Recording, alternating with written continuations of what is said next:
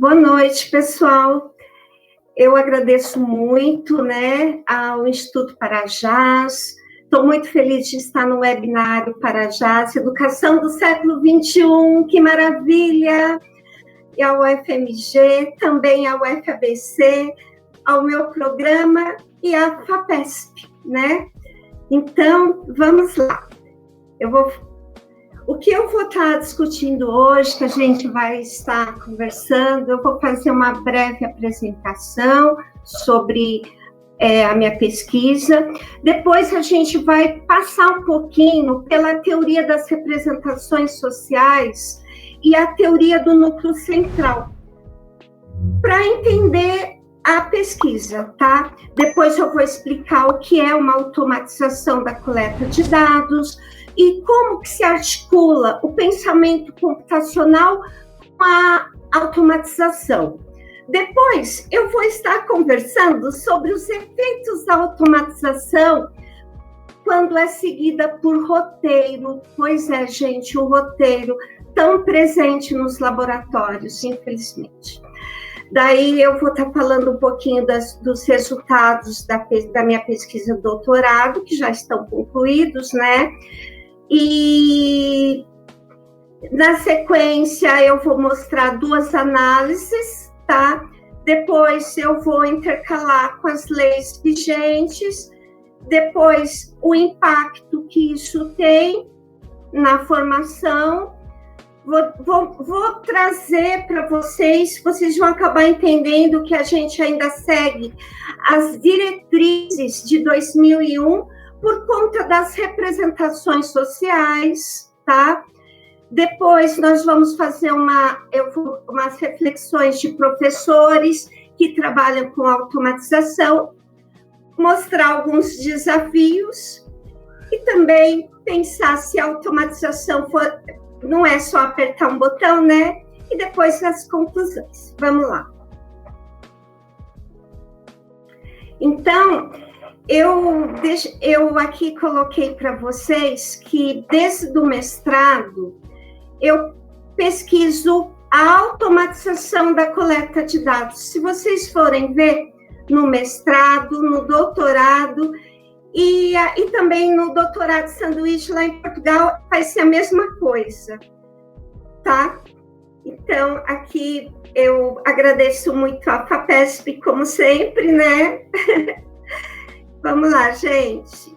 Então, vamos pensar um pouquinho sobre a teoria das representações sociais e a teoria do núcleo central. A teoria das representações sociais, ela surgiu em 1960 por um romeno que era romeno, mas morava na França, Serge Moscovici, e é uma psicologia do senso comum, é uma teoria do senso comum, ela é voltada à psicologia. Então, aqui, de uma maneira bem simples, eu coloquei aqui para vocês que representação social é um modo de pensamento, uma ideia ou visão no qual as pessoas têm sobre algum aspecto da realidade social que ajuda a interpretar o mundo ao seu redor. Então, a representação é algo que a gente tem em relação a vários assuntos, E a teoria do núcleo central, ela é a teoria que é a parte metodológica, ela complementa a teoria das representações sociais. Quem criou essa teoria foi Jean-Claude Abric, um francês, também em 1976. Eu falo assim que na França, nessa época, surgiu assim um monte de mentes brilhantes. Então, ele divide uma representação social em duas partes. O núcleo central, que é a parte fundamental das representações sociais. Ela garante a certeza do que a gente tem em relação a algo, tá? A representação social é a nossa verdadeira escolha dentro de um assunto, determinado assunto, tá? E nós temos também o sistema periférico. O que seria o sistema periférico? Eu vou dar um exemplo para vocês. É como fosse, assim, uma ideologia... Só estou lembrando, desculpa, peço perdão para todo mundo, mas estou lembrando, assim, do quem gosta do Bolsonaro. Você pode ver que a pessoa, ela escuta, mas aquilo não tem muito sentido quando ela escuta alguma coisa. Então, isso daí é o sistema periférico. Você passa a informação, mas aquilo, você sabe que existe, mas aquilo não te incomoda. Então, e a representação social, ela passa por 4 estágios que a Brick chama de função, que é a função saber, a função identidade, a função orientação e a função justificativa. Então, o que seria a função saber? É a função que nos dá conhecimento, é aquilo que faz a gente se sentir no grupo. Eu conheço a ideologia do meu grupo, eu sei como que funciona, entende? A função de identidade é a pessoa, aqui, ó, tem a função de situar, você se sente pertencente ao grupo, então você se sente dentro, tá? A função orientação vai determinar o seu comportamento, as suas escolhas, até o seu modo de pensar em relação ao objeto. E a função justificativa permite que os indivíduos expliquem e justifiquem o seu próprio comportamento dentro de uma situação. Então, isso daí é o arcabouço aí de uma representação social. Ela tem o núcleo central, o sistema periférico e passa por essas 4 funções. Tem outras funções normativas também, mas que a gente aqui hoje essa daí já vai ser o suficiente para a gente entender a pesquisa. Então, é importante também a gente saber o que é automatização, né? Porque pode ser que tem pessoas que não saibam o que é automatizar uma coleta de dados. Então, a automatização, ela combina com software, aqui eu coloquei o tracker, aqui é um Arduino, tá? Que ela precisa de sensores ou celular para medir experimentos, tá? De forma automática, daí vai acabar, como vocês olham aqui no tracker, nesse layout do tracker, ele aparece os gráficos, tudo por meio de você filmando. O Arduino, você precisa montar um circuito, tá? E todos, assim, essas são as maneiras mais, digamos assim, mais econômicas, mais fácil.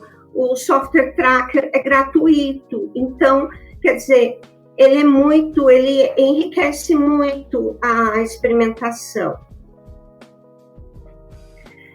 Então, eu preciso explicar para vocês também como que o pensamento computacional se articula com a automatização da coleta de dados, né?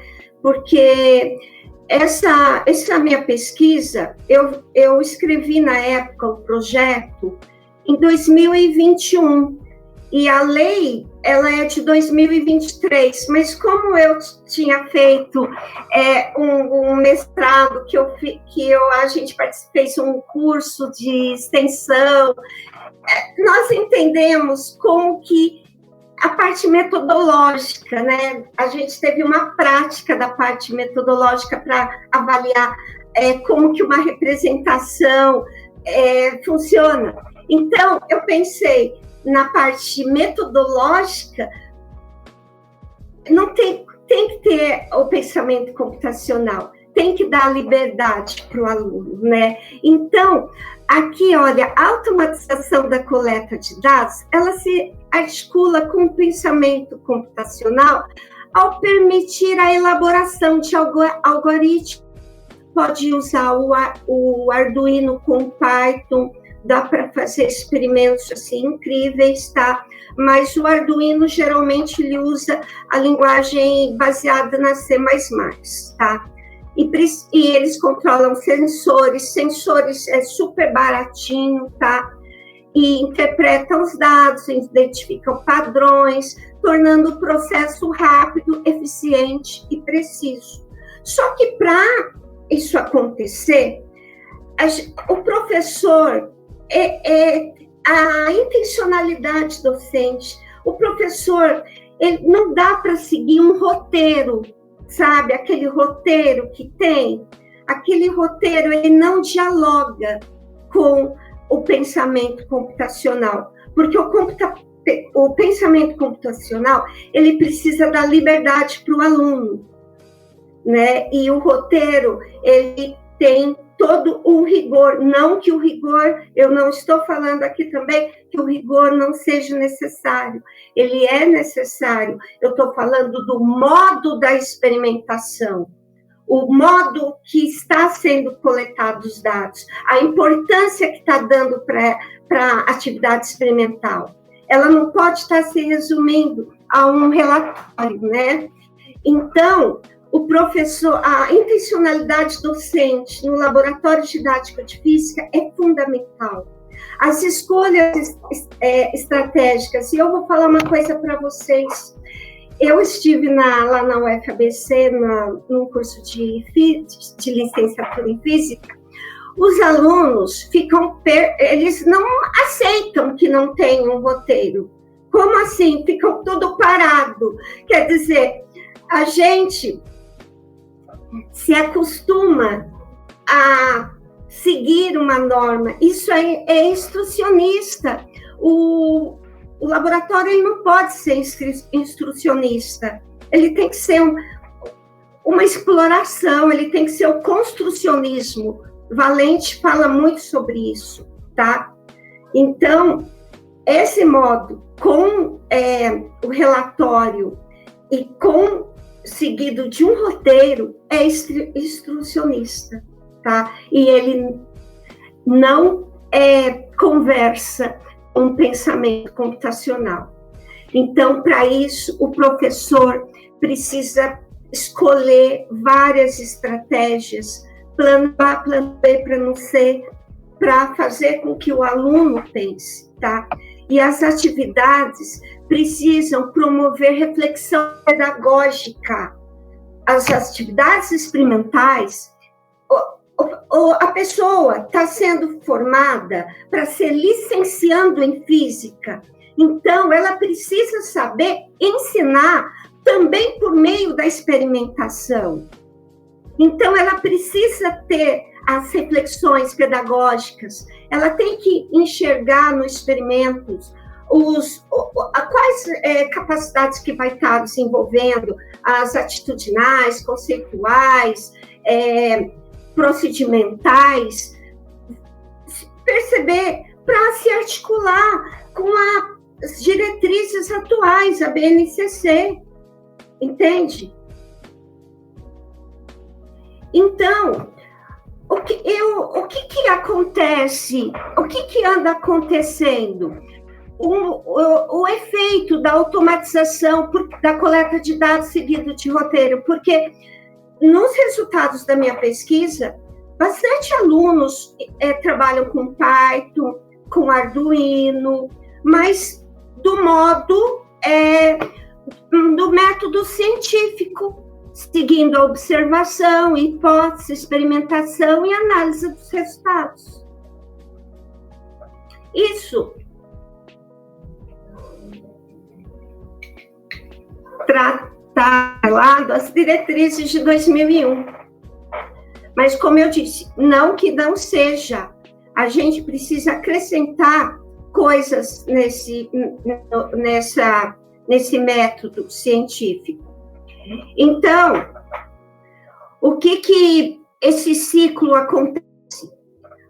O roteiro, ele limita a reflexão, porque você vai seguir um roteiro.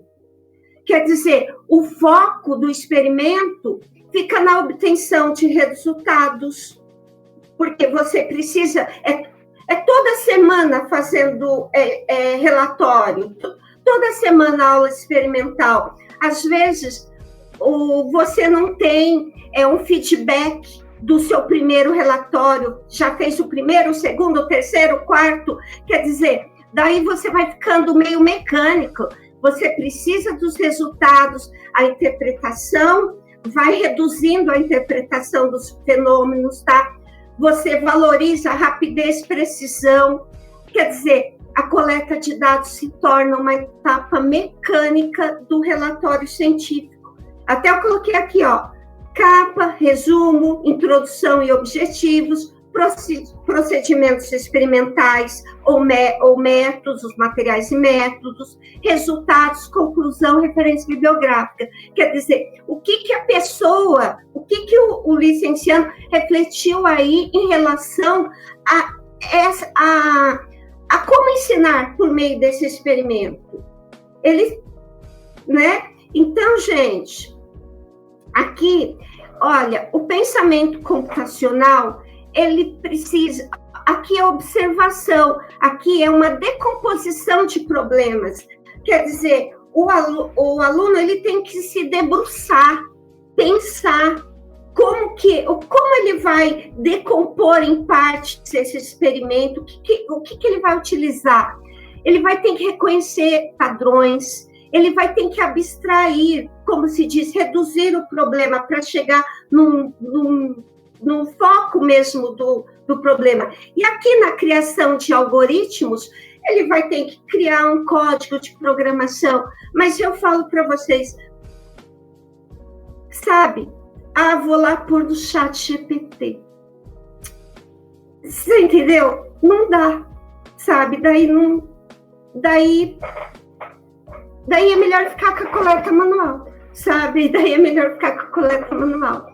Então, precisa ensinar a parte de programação, precisa ensinar a montar um circuito.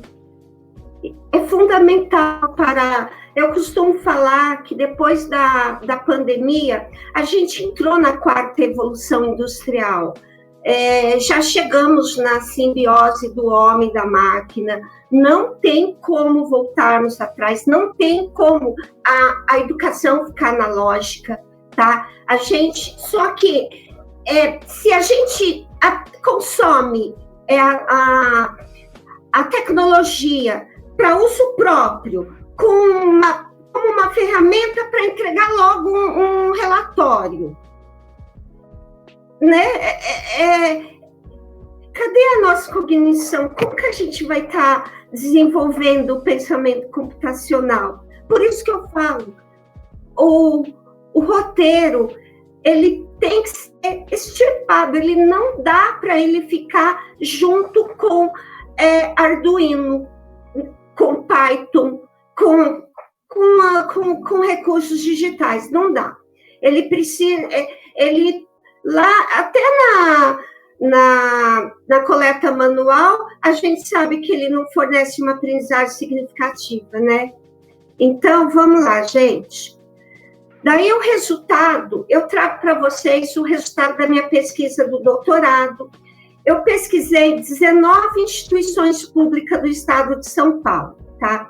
No mestrado, eu pesquisei uma, e no doutorado eu estou fazendo o mesmo estudo, eu acrescentei o desenvolvimento do pensamento computacional, tá?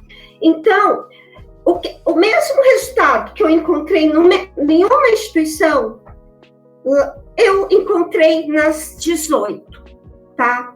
O mesmo resultado. Então, foram estudantes de licenciatura em física de instituições públicas, somente instituições públicas. Tive 137 licenciados em física, agradeço muito, e 63 docentes em física experimental, que dá aula no laboratório didático de física, tá? Esses 137 alunos, eles são mais, assim, foram bem poucos os que não foram dos anos finais, tá? A maioria é dos anos finais, até quase concluindo o curso. Então, 76 licenciandos informaram ter conhecimento acerca da coleta automatizada, tá? Daí, 16 estavam na condição de espectador, ou seja, estava vendo alguém fazer o experimento. E 60 na condição de desenvolvedor, estava fazendo o experimento. 48 não responderam nada e 13 disseram que nunca participaram de experimentos com coleta de dados automatizada. Em relação aos docentes, tá? 44 docentes preferem métodos manuais e 19 adotam métodos automatizados. Eu trouxe essa citação dessas pesquisadoras maravilhosas que em 2006 já falavam sobre isso, a da Silva e a Veit, lá do Rio Grande do Sul.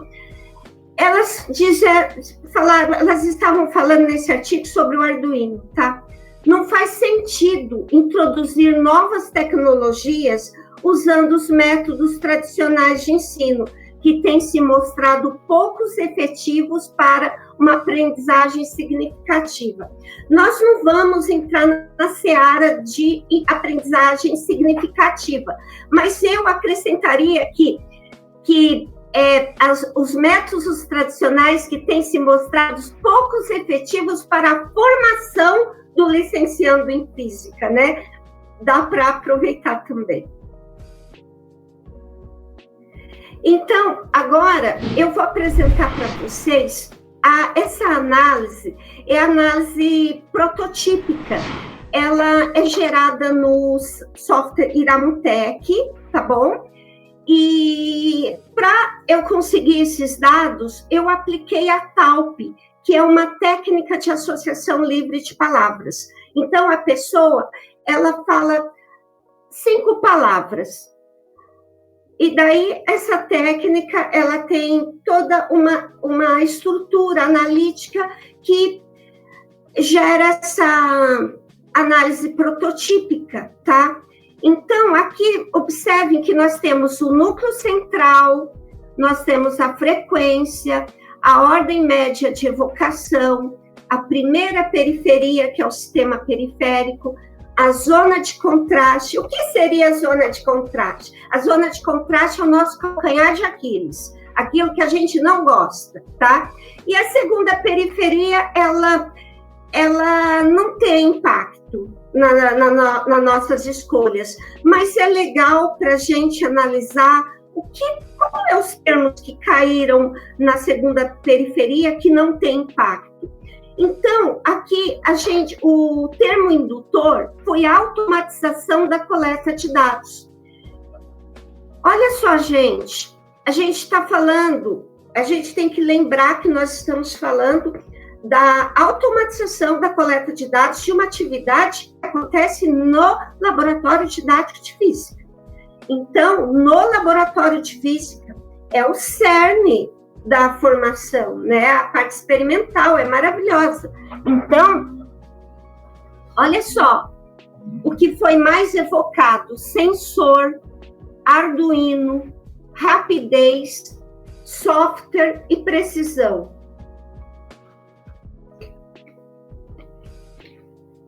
Coincidiu com os resultados da minha dissertação. Só que aqui deveria ter alguma coisa, alguma palavra que fosse da área de educação. Então, isso mostra que isso é para recurso, para uso próprio, é para elaboração, porque enquanto a gente não tiver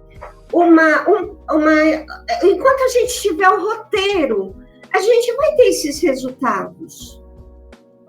Porque a gente não está debatendo no laboratório como ensinar por meio da tecnologia. Ninguém pensa, vamos fazer esse experimento. Como que eu aplicaria na condição de professor? como que eu avaliaria? Quais os procedimentos didáticos que estariam sendo desenvolvidos? Não refletimos sobre isso. Nós não refletimos. É uma pena, porque na parte pedagógica, nós refletimos teoricamente, mas a prática está lá no laboratório didático de física. Agora, por que não tem essa articulação? Por que não entra no núcleo central, né? Então, às vezes, é o que eu falo, é a intencionalidade. É a intencionalidade docente ali na hora do laboratório didático de física. Não é entregar o relatório, o roteiro e tá tudo bem, né? Então, aqui na primeira periferia, nós temos programação, computação, limitação. Os alunos entendem que tem dificuldade, tá? Agora, na zona de contraste, coleta de dados, simulador, planilhas e sistematização. Isso é o calcanhar de Aquiles, tá? E na segunda periferia, nós temos internet, não sei, a pessoa cansou, não sei.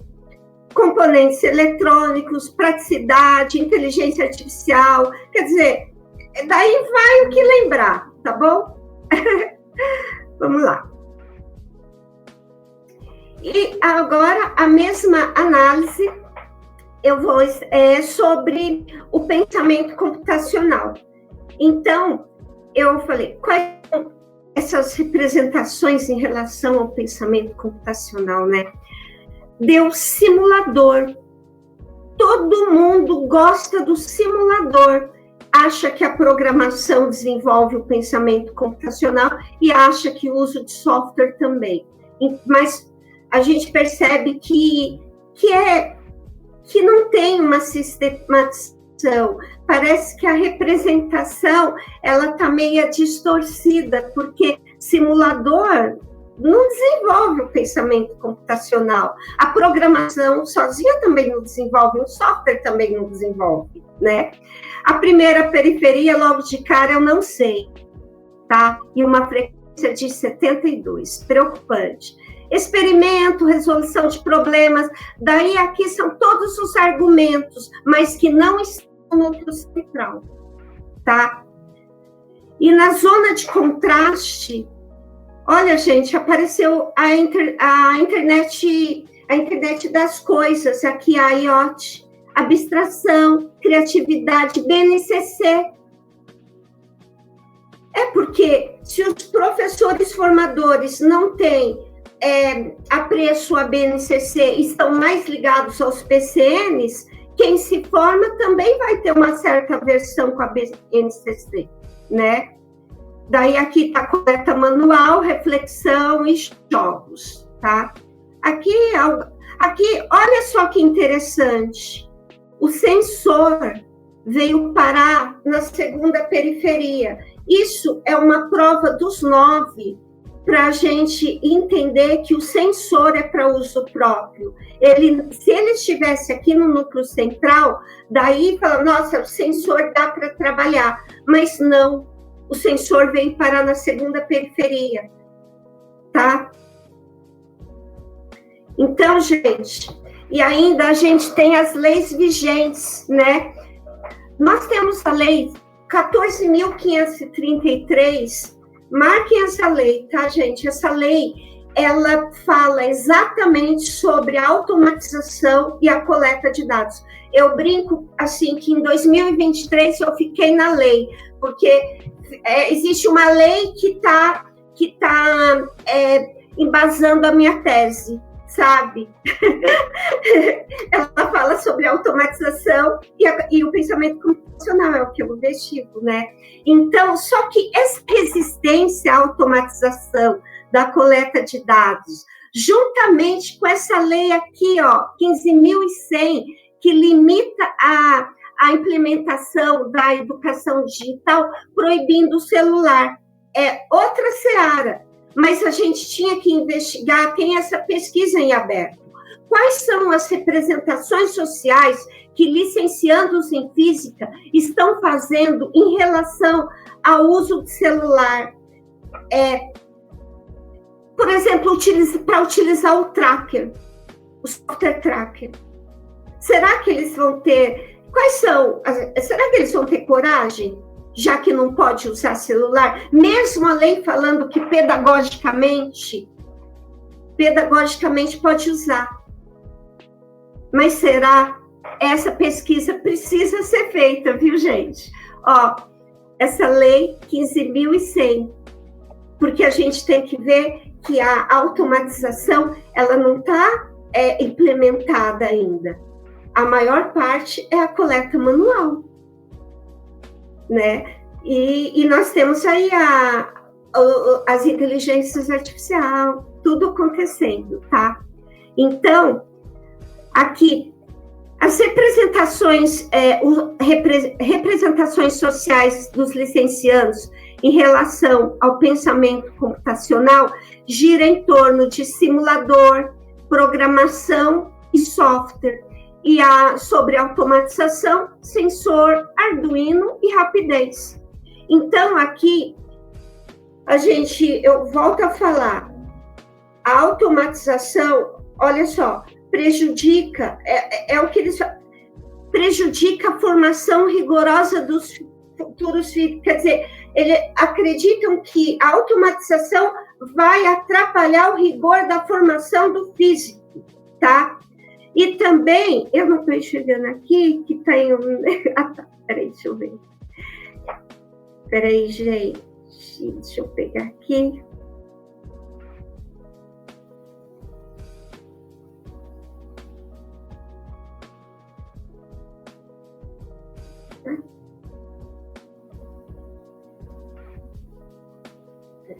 Então, e também tem a distinção entre método científico e pensamento computacional. Está um embrolho aí. Isso virou um embrolho, porque o método científico está mais articulado com a coleta manual. A gente precisa utilizar a abordagem do pensamento computacional quando vai trabalhar com recursos tipo Arduino, por exemplo, tá? E outro resultado que é importante falar é que nos projetos pedagógicos de curso tem uma ausência da menção de automatização e o termo tecnologia é meio nebuloso.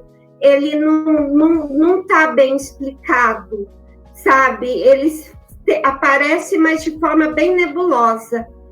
Então, aqui eu trago para vocês também a legislação atual, né, juntamente com as TICT. Na BNCC de 2019, ela fala para incluir a TDIC no currículo escolar, promovendo habilidades como pensamento crítico, criatividade, resolução de problemas, além do desenvolvimento do pensamento computacional e da automatização, preparando os estudantes para atuar na sociedade digital de forma ética e responsável. A lei, a mesma coisa, tá?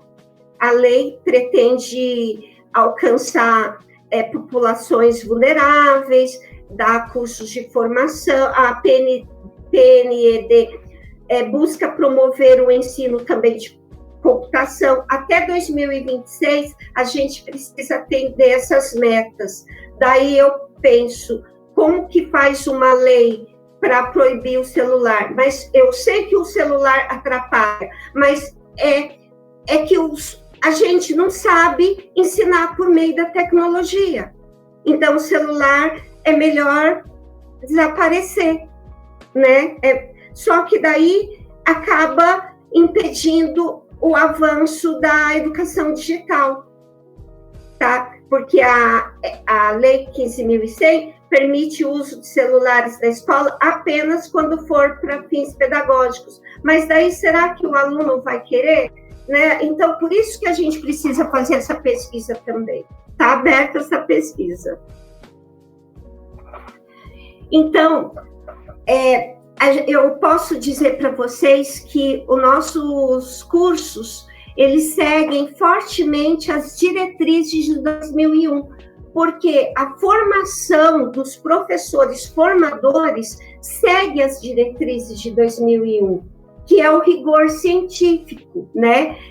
Então, o que as diretrizes falam para a licenciatura em física? Ela fala que é para elaboração ou adaptação de materiais didáticos, como materiais de baixo custos, de diferentes naturezas, identificando os objetivos formativos, de aprendizagens educacionais. Também apresentar resultados científicos em distintas formas de expressão, tais como os relatórios, trabalhos para publicação, seminários, palestras. Maravilha! Mas é o que eu falo, a gente precisa atualizar mais coisas, né? Aqui eu peguei uma fala desse professor que ele, a maioria tem esse discurso, tá, gente? Ele fala sobre automatização. Considero que a automatização pode reduzir as oportunidades para os estudantes desenvolverem habilidades práticas essenciais, como a manipulação de equipamentos, observação cuidadosa e registro meticuloso da análise de dados, que são fundamentais para a sua formação. Peraí. Aqui. Eu li aqui, peraí. Eu acabei não passando, tá, gente? Aqui eu acabei falando e acabei porque eu não estava enxergando aqui. Então, era mais ou menos isso que eu falei da lei da 2019, a de 2023, especifiquei o PND e a 15.100. Ai, perdão, gente, perdão. Aqui eu acabei de falar das diretrizes e li para vocês esse quadro azul, tá ok? Peço perdão mesmo. Então, vamos lá. Também os professores utilizam a automatização, fizeram algumas pontuações importantes, tá? Eles dizem que o Arduino pode ser uma solução econômica para as escolas e promove experimentos, porque os sensores, tem vários sensores para usar. Então, a escola, vamos supor que tenha um laboratório de física com poucos equipamentos. O Arduino pode ser uma excelente estratégia, né? E eles também dizem que precisa integrar no curso, logo no começo, disciplinas voltadas assim, para aprender Python, aprender programação, porque isso vai ajudar bastante o licenciando em física a trabalhar com automatização, com mais confiança, né? E isso é importante, a confiança. E ele fala, focar o que a automatização ela promove? Focar mais na análise e interpretação dos dados, não só na coleta manual e elaboração dos relatórios. Aqui dá para focar muito melhor nos dados. E eles contemplam projetos com Arduino e Python, que ampliam oportunidades profissionais, porque quando a pessoa sabe Python, sabe robótica, ela tem uma formação mais robusta para arrumar emprego, né? E também ela produz autonomia durante a experimentação, porque o aluno ele pode pensar em soluções, ele não está preso num roteiro, ele pode pensar em estratégias naquela parte do pensamento computacional que ele precisa abstrair, né? Abstração, então é a hora que ele pode pensar, enquanto se ele estiver desenvolvendo por meio de um roteiro, ele já vai estar mais voltado para o instrucionismo. E também muitos professores também falaram que a implementação da automatização falta, às vezes, recurso e infraestrutura, preconceito e resistência à tecnologia, acha que a tecnologia não vai ajudar, não vai ensinar, pelo contrário, se a pessoa aprender a programar, aprender a montar o circuito, a coletar os dados, a analisar os dados, está muito mais preparada para ser crítica em relação à tecnologia, né? Não vai aceitar tudo, vai receber tudo com mais criticidade, né? E essas a gente está passando por um momento que a formação acaba sendo limitada dentro do laboratório, infelizmente. E, às vezes, também a carga horária, o professor tem N problemas. Então, quer dizer, né? Aqui eu trouxe uma outra fala de um professor. Ele fala assim: não proponho a coleta automatizada, pois considero positivo a coleta manual. O aluno, ao enfrentar os desafios que surgem durante a coleta manual de dados, são incentivados a buscar soluções, e com a máquina esse processo de investigação se perde. Então, isso é um desconhecimento do professor, porque montar um circuito não é nada fácil. Montar um código que atenda um conceito físico não é nada fácil. Você precisa ajustar, você precisa testar. Então, falar que a automatização é fácil, não é. Ela é bem complicadinho montar.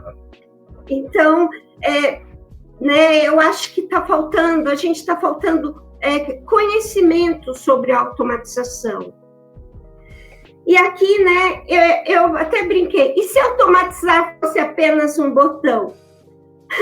Não é apenas um botão, é o que eu estou falando. A automatização requer muito trabalho, requer pensar demais. O aluno tem que pensar, e não tem como trazer um roteiro para o aluno pensar. O aluno tem que pensar sozinho, ou em grupo, mas eles precisam pensar. E também, quando a gente está batendo aí na tecla, desde o mestrado, para essa implementação da automatização não ser feita somente pelos alunos. Os alunos vai e sabe mexer porque aprendeu, vai lá, monta, mas é para produzir o relatório. Isso daí deveria estar sendo ensinado e discutido, fortemente em grupo, tá bom? Então, para quê? Para a gente formar professores críticos, porque a tecnologia não substitui o professor crítico, ela amplia o alcance de quem sabe usá-la com a intencionalidade docente. Quem sabe? Essa palavra intencionalidade, gente, na pedagogia ela tem um peso ela tem um significado muito forte. Então, automatizar a coleta de dados sem o pensamento computacional é reduzir a experimentação, a repetição mecânica, tá? Nós precisamos formar professores capazes de transformar tecnologia em conhecimento. A gente precisa aprender a ensinar por meio da tecnologia, para que a física continue a ser, antes de tudo, um exercício de questionar e não apenas de medir. Aqui eu trago que os matemáticos modernizaram a tábua de logaritmo no século XVII, transformando aqueles cálculos dificílimos em operações acessíveis. Quer dizer, está na hora da física ela promover a automatização de uma maneira mais crítica, tá? Para dar essa revolução no âmbito da educação contemporânea, tá? Nossa. Então, concluindo, né?